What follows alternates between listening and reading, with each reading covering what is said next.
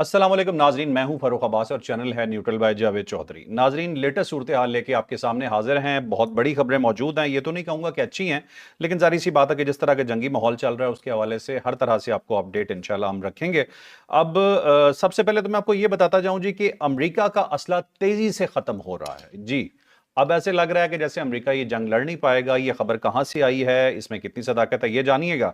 फिर आपको ये बताएंगे कि आज की रात इजराइल के ऊपर कयामत होगी। जी बिल्कुल, ये होने जा रहा है, ये भी आज ही जानिएगा।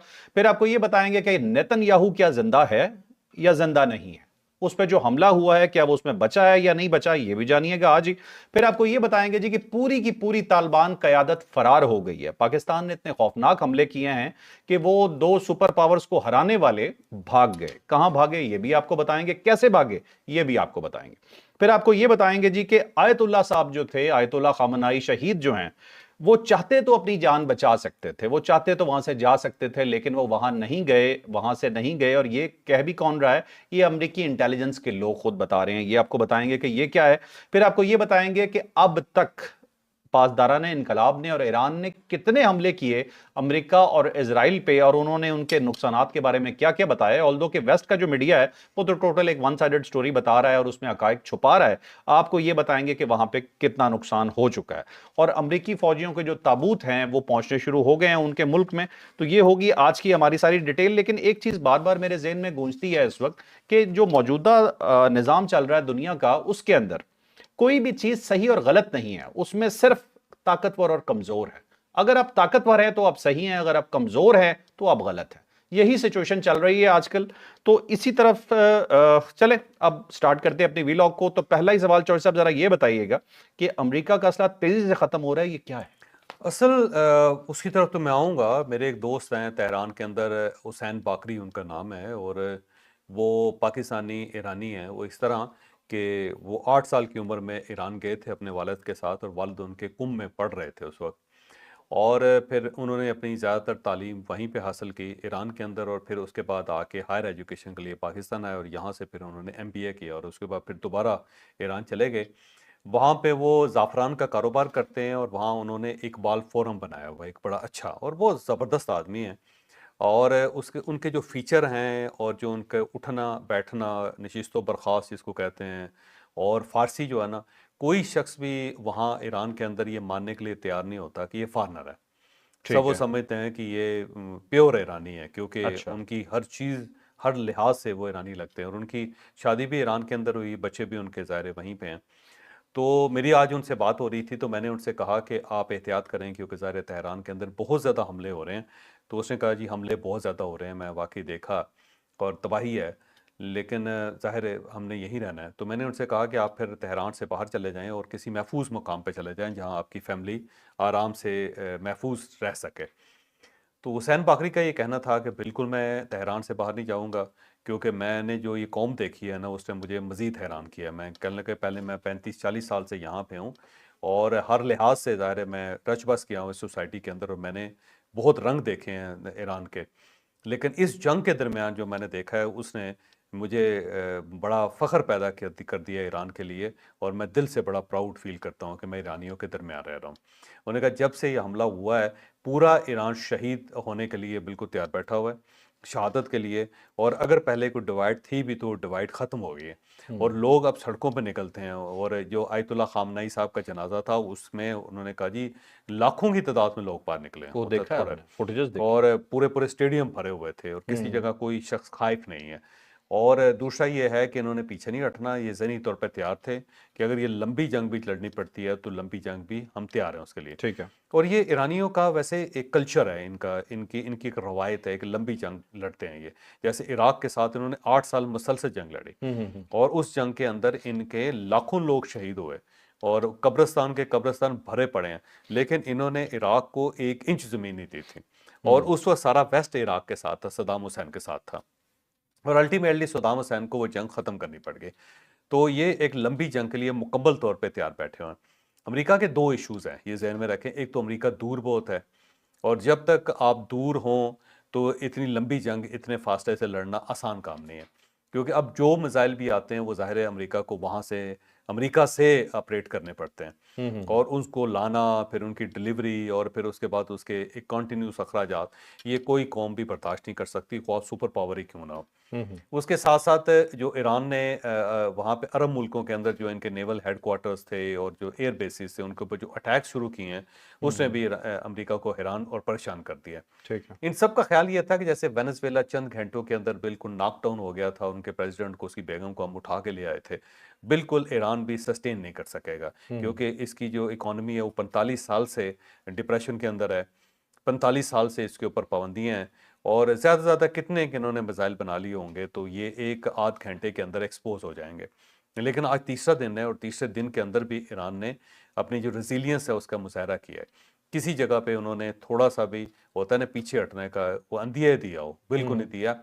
सिर्फ डोनाल्ड ट्रंप ये कह रहा है जी कि वो तैयार बैठे हुए हैं, वो मेरे साथ निगोशिएट करना चाहते हैं। भाई किसने निगोशिएट किया है, किसकी तरफ से मैसेज गया है, कौन ऐसा मुल्क है जो दरमियान में बैठा हुआ है? अभी देखें टर्की ने खुद ऑफर किया है जी मामलात को सेटल करना चाहिए। बाकी तो कोई मुल्क ऐसा नहीं है कि जो ईरान के बिहाफ पे अमेरिका के साथ डायलॉग कर रहा हो या अमेरिका की तरफ से कोई मामला आगे बढ़ा हो।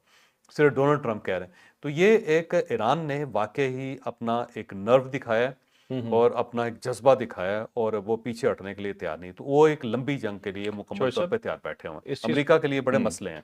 इस चीज को आप तस्लीम करेंगे कि ईरान अकेला शेरों की तरह लड़ रहा है और पूरी दुनिया के साथ अकेला लड़ रहा है, अकेला लड़ रहा है। और उसने इससे पहले कभी भी इस तरह का अटैक नहीं हुआ। इराक या जिस मुल्क पे इस तरह का अटैक हुआ है तो वो वाकई ही घंटों में फ्लैट हो गया, नहीं, फ्लैट हो गए थे बिल्कुल, इसमें कोई किसी शक ने नहीं। मुकाबला नहीं किया इराक, ऐसा। फिर उसके बाद थोड़ा सा जो लिबिया के ऊपर अटैक हुआ उसको देख लें आप, वेनेजुएला के ऊपर ताज़ा तरीन अटैक हुआ वो आपके सामने है। तो अमेरिका जो है ना उसको फेस करना और वो वाकई डिफ़िकल्ट काम है, वो इतना आसान काम नहीं है। वो सारा कम्युनिकेशन जैम कर देते हैं, फिर वहाँ पे सारे ब्रिजेस उड़ा देते हैं, फिर आपके जो डिफेंस सिस्टम है उसको ब्रेक कर देते हैं। बड़ी कोशिश की है।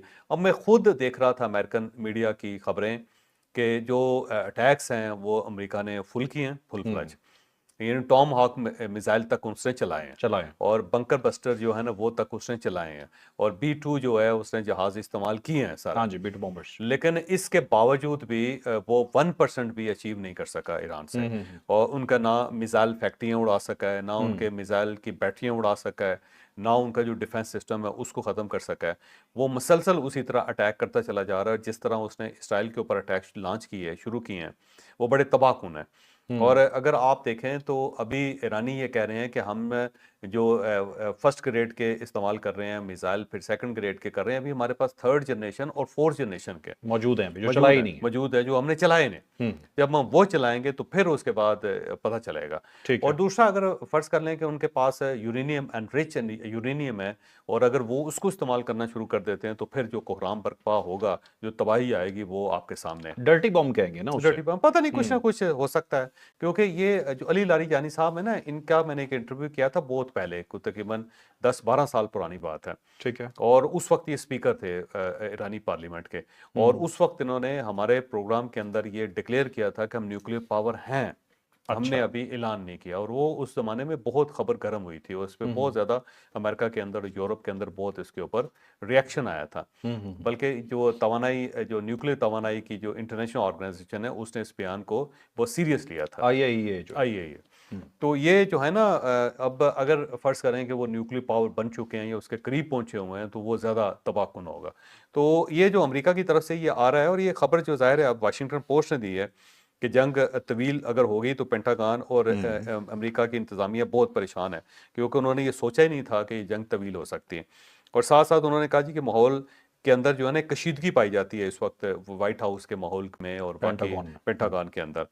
और दिफाई जो ज़खायर हैं वो कहते हैं कि पहले ही बहुत कमज़ोर थे और अब ये मज़ीद कमज़ोर हो जाएंगे, क्योंकि एक मिसाइल को इंटरसेप्ट करने के लिए फ़र्क दो, आपको कम अज़ कम 2 या 3 आपको 3 मिसाइल इंटरसेप्टर। चाहिए, इंटरसेप्टर चाहिए होंगे। वो प्रॉपर मिसाइल होते हैं और उनकी कीमत बहुत ज़्यादा होती है।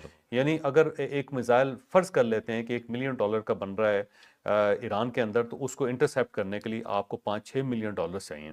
हम्म। तो अमेरिका कितने एक इंटरसेप्टर लगा लेगा? ठीक और है। दूसरा, अरबों के पास जितने इंटरसेप्टर्स हैं जो उसने खरीदे हुए अमेरिका से, वो तो ज़ाहिर ज़्यादा अरसा तो नहीं निकाल सकेंगे। हम्म। फिर जब बारिश होती है तो आप किस किस को पकड़ें, किस किस को आपने न्यूट्रलाइज करना है, किस मिसाइल को। हम्म। और फिर एक रवायत जो पाकिस्तान ने कायम की थी मई की जंग में, वो बड़ी दिलचस्प हुई। वो इस तरह करते थे कि पाकिस्तान इस तरह करता था कि वो ड्रोन भेजता था बहुत ज़्यादा, हम्म। और जो डिफाई सिस्टम है उसके अंदर एक क्लाउड सा बन जाता था ड्रोन्स का, वो और कंफ्यूज हो जाता वो था। कंफ्यूज हो जाता था कि मैंने हम्म। किसको हिट करना है, हम्म। और इसी दौरान वो मिसाइल चला देता था पाकिस्तान।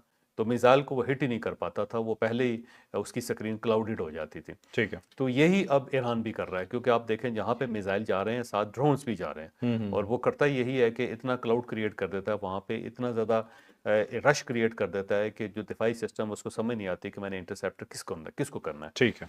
तो ये बात जो है ना दुरुस्त है कि अगर ये काम चल पड़ा, हम्म। लंबा हो गया, तो अमेरिका के लिए इसको सस्टेन करना बहुत मुश्किल होगा इतनी दूर से। फिर अरबों के ऊपर जो अटैक हो रहा है, वो ज़ाहिर है खुद अपना डिफेंस अरब नहीं कर सकते, उन्हें अमेरिका की ज़रूरत पड़ती है। अब वो इसी साइड से वो जो अरब मुल्क हैं वो प्रेशराइज कर रहे हैं उसको कि आप हमारा ख्याल रखो, हमारी मदद करो। अब वो अपनी मदद करेगा, इसराइल की मदद करेगा, या इन सब की मदद करेगा? तो मुझे लगता है कि ईरान ने इंगेज कर लिया है, हम्म। और अगर वो 3 दिन निकालनी है उसने, तो फिर इसका मतलब कुछ नहीं होगा ईरान को, ठीक क्योंकि है। लोग अब खड़े हो गए उनके साथ, और मरने के लिए और शहादत के लिए वो तैयार खड़े हुए हैं।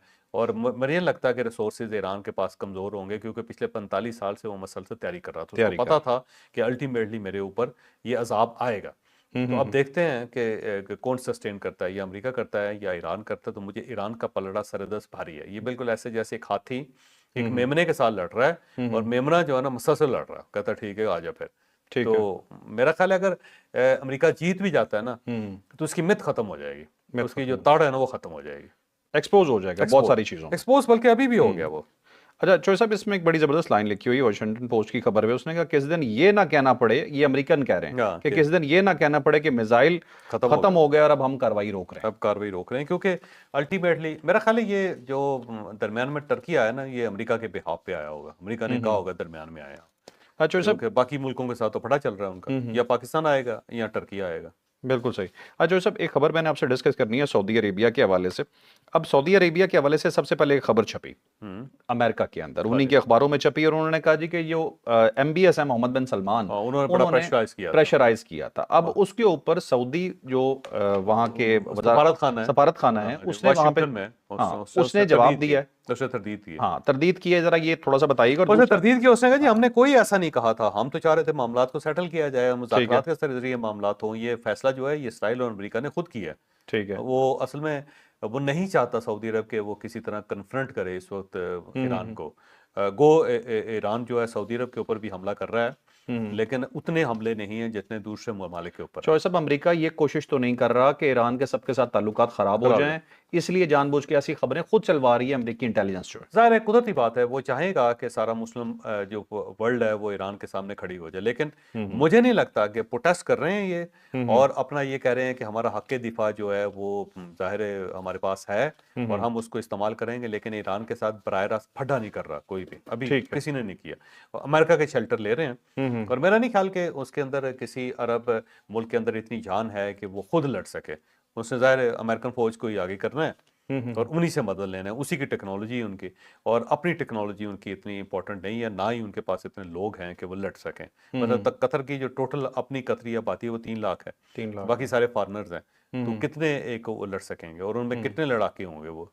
और दूसरा, इतना ज़्यादा पैसे के साथ तो उनके अंदर वो पोटेंशियल ही नहीं रहा लड़ने का। चौहर साहब, जो मैंने मनाजिर देखे हैं कि जहां जहां ये अरब ममालिक में मशरक़ी वस्ता में बम गिर रहे हैं, लोग बाहर आके खुशियां मना रहे हैं, वहां के लोग ईरान के साथ है कि हाँ ठीक है मारो, क्योंकि मार तो वो अमेरिकन बेसिस पे ही रहे हैं ना। हाँ, ज़ाहिर है, ज़ाहिर है, ठीक है, ज़ाहिर लोग है, वहां के ज़ाहिर खुशियां मना रहे हैं। अच्छा है। चौहर साहब, एक चीज स्पेशली मेरे जहन में आ रही थी, हम बड़े डिवाइडेड रहते हैं अक्सर एक चीज के अंदर, फलाना बुरा फलाना बुरा, लेकिन क्या आज हमें सबका शुक्रिया अदा नहीं करना चाहिए भुट्टो साहब का, जनरल ज़िया-उल-हक का, नवाज शरीफ का, बेनजीर भुट्टो का, कि कुछ भी हुआ इन्होंने एटमी प्रोग्राम पे कंप्रोमाइज नहीं किया। दो इश्यूज हैं पाकिस्तान के जो मेरा ख्याल है रिमार्केबल हैं। एक तो फौज पे कंप्रोमाइज़ नहीं किया, जितने भी हालात ख़राब हो जाएं फौज के साथ, जितने भी सियासतदानों के ताल्लुकात ख़राब हो जाएं, जितनी मरतबा में इनकी गवर्नमेंट चली जाए, इन्होंने फौज से इंतकाम नहीं लिया।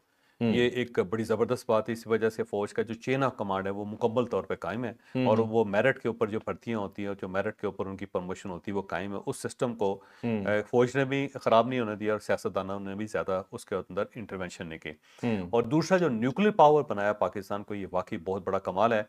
पूरी दुनिया की मुखालफत के बावजूद सिर्फ $500 मिलियन के अंदर पाकिस्तान ने अपने आप को न्यूक्लियर पावर बनाया, और बड़ी तगड़ी न्यूक्लियर पावर बनाया, और किसी का प्रेशर नहीं लिया, और इसके ऊपर किसी ने कोई कंप्रोमाइज़ नहीं किया। उसके अंदर बहुत ज़्यादा ऐसे लोग हैं जिनका नाम भी कभी सामने नहीं आया, लेकिन उन्होंने बड़ा बड़ा कमाल किया। गुलाम इसाक खान जो है ना, वो बड़े मेन कैरेक्टर थे। वो क्योंकि सेक्रेटरी रहे हैं, सेक्रेटरी खजाना भी थे, पैसे का बंदोबस्त वो करते रहे हैं हमेशा। ठीक है। उनका नाम भी जो किसी सब जगह नहीं आता। जनरल ज़ियाउल हक का एक बयान आपको भी मैंने भेजा था, आपने वो देखा होगा, वो मुझे बड़ा अच्छा लगा। जनरल साहब का वो बयान जो था उस टाइम का 80s का ये बयान चल रहा है, जिसमें जनरल साहब कह रहे हैं कि आपके पास फॉर्च्यून है, कुछ भी है, कोई फायदा नहीं अगर आपके पास दिफा नहीं है, दिफा नहीं है। आप हिफाजत नहीं कर सकते तो हर चीज खत्म हो जाएगी, बिल्कुल कुछ सही। भी नहीं। अब अरब देखे ना, उनके पास हजार बिलियन डॉलर जो ऐसे ही दे देते हैं अमेरिका को। $1000 बिलियन की कमिटमेंट की है सऊदी अरब जी। ने, लेकिन दिफा अपना नहीं कर पा रहे। उनको अल्टीमेटली दुनिया की सबसे बड़ी ऑयल रिफाइनरी जो है, उसको बंद करना पड़ गया। सिर्फ एक अटैक हुआ है उसके बाद। क्योंकि ना अपनी फौज है ना ना अपनी अपनी ताकत है फौज है, वहां ना पे। अपनी ताकत है, और किसी न किसी की शेल्टर लेना पड़ता है उनको। तो ठीक है। बहरहाल इसके अलावा जो इस वक्त की ताज़ा सूरत हाल वो ये है कि पासदारान की तरफ से बयान आया है कि इसराइल और अमेरिका के हमने 500 मकामात के ऊपर हमले किए हैं। दूसरा, कतर ने 2 क्लेम किए हैं। कतर ने कहा है कि जी ईरान का SU-224 जो था, 2 त्यारे थे, हमने उसको गिरा लिए। और साथ उन्होंने कहा जी 7 मिसाइल हमने उनके गिराई हैं, 5 उनके ड्रोन्स, ये मेरा है इंटरसेप्ट किए होंगे उन्होंने 7 मिसाइल और हाँ जी। 5, लेकिन इसके बावजूद कतर के अंदर तबाही बहुत आई। फिर तुर्किया जो है उसकी तरफ से एक इनिशिएटिव लिया गया है। अर्दोगान ने डोनाल्ड ट्रंप को फ़ोन किया है, और उसके बाद उन्होंने कहा जी इसको मुज़ाकरात के ज़रिए हल करें, और साथ ही बयान दिया है कि ईरान के साथ हमारे बड़े पुराने ताल्लुकात हैं, सदियों के पुराने ताल्लुकात हैं। हम पहले भी इनके साथ थे, हम आज भी इनके साथ हैं। उसकी वजह यह है कि जो तुर्किया के अंदर इस वक्त अमेरिकन बेस है, उसके ऊपर भी अटैक हुआ है। तो अमेरिका का ख्याल ये था कि तुर्किया जो है ना खड़ा हो जाएगा। उसकी वजह यह है कि तुर्किया की जो फोर्स है बड़ी तगड़ी है, फौज बड़ी तगड़ी है उनकी, और अगर वो अमेरिका के साथ मिल जाता है तो ईरान को बहुत नुकसान पहुंचना है, नुकसान क्योंकि होगा। सरहद भी है, करीबी है, और फौज भी तगड़ी है। लेकिन अर्दोगान जो है उस साइड पे नहीं आया, और उसने ईरान के साथ अपने मामलात को दुरुस्त कर लिए। मेरा ख्याल है इस बयान का फ़ायदा ये होगा कि ईरान दोबारा जो है हमला नहीं करेगा तुर्किया के अंदर, क्योंकि तुर्किया ने अपने आप को सेव कर लिया है इस टाइप के बयानात दे के कि जनाब हम तो आपके साथ हैं और कोई मसला नहीं है हमारी तरफ से कोई। अब इसके साथ डोनाल्ड ट्रंप ने CNN को इंटरव्यू दिया, और उस इंटरव्यू में उन्होंने कहा कि जी बड़े हमलों की अभी लहर बाकी है, हम हमले और करेंगे, और बड़े हमले करेंगे। दूसरा, उन्होंने कहा जी हालत ख़राब हो रही है और ईरान की, और वो परेशान हो रहा है, और हम जो कुछ कर रहे हैं अच्छा कर रहे हैं, उसका रिजल्ट जो बड़ा अच्छा है। साथ और से सवाल ये किया गया कि ये बताएं कि जंग कितना अरसा रह सकती है। तो उन्होंने कहा जी कम से कम 1 महीना तो रहेगी। तो एक महीना डोनाल्ड ट्रंप के ज़हन में भी है, और 1 महीना बहुत ज़्यादा होता है, ये बड़ी। और इस दौरान जो तेल की कीमत होगी, जो गैस के मसाइल पैदा हो जाएंगे पूरी दुनिया में, आप उसका अंदाज़ा नहीं कर सकते। इस रीजन के अंदर 47% ऑयल जो दुनिया का वो इस रीजन के अंदर है, 50% जो गैस है वो इस रीजन के अंदर है। ठीक तो है। एक जो गैस का और जो ऑयल का क्राइसिस पैदा होगा, उसको कोई टैकल करना इतना आसान काम नहीं होगा।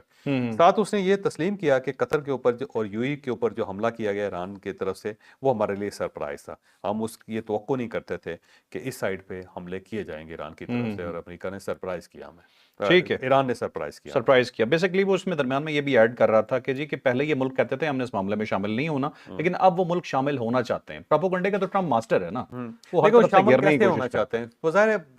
अब अमेरिका तो वहां पे बैठा हुआ है, अमेरिका वहीं से जहाज उड़ा के वहीं से मिसाइल दाग रहा है ईरान के ऊपर। तो बाकी उन्होंने कैसे दाखिल होना है उसके अंदर, कैसे है। ठीक शामिल है। होना है। अच्छा, ट्रम्प ने कुछ ऑब्जेक्टिव्स बताए हैं। वो कहता है जी जंग के ऑब्जेक्टिव क्या है। वैसे तो दुनिया का मतलब अजीब ही आदमी है, ये कुछ भी कह सकता है। वो कहता है जी कि मिसाइल कैपेबिलिटी खत्म करनी है, हमने ईरान की नेवी को खत्म करना है, न्यूक्लियर वेपन्स की फैसिलिटी को खत्म करना है, और ये जो टेरर फंडिंग करते हैं उन ग्रुप्स को खत्म करना है। ये जी हमारा वजह है हमला वजह है करने वो की। हमास है, और उसके बाद हिजबुल्लाह है, और नेवी है, बाकी है। क्या यही वजह है? मेरा ख्याल है ऑयल के ऊपर कब्जा करना चाहता है, झूठा है। तेल पे कब्जा करना चाहता है। ठीक है। तेल सबसे बड़ा मकसद है उसका। ठीक है चौधरी साहब, एक जरा स्ट्रेट सवाल का मुझे जवाब दइएगा। नेतन्याहू जैसा घटिया और गलीज आदमी कभी देखा है आपने? देखिए देखें, बात यह है कि अगेन मैं कहता हूं कि वो प्राइम मिनिस्टर है एक कौम का।